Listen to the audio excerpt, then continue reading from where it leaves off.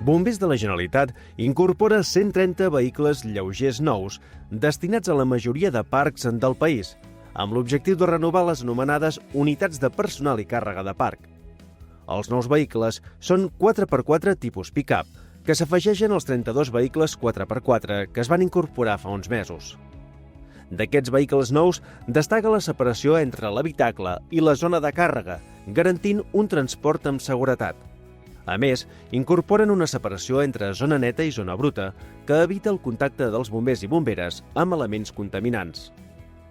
Igualment, disposen de sistemes de subjecció a sobre del vehicle per si cal carregar algun tipus d'eina o material.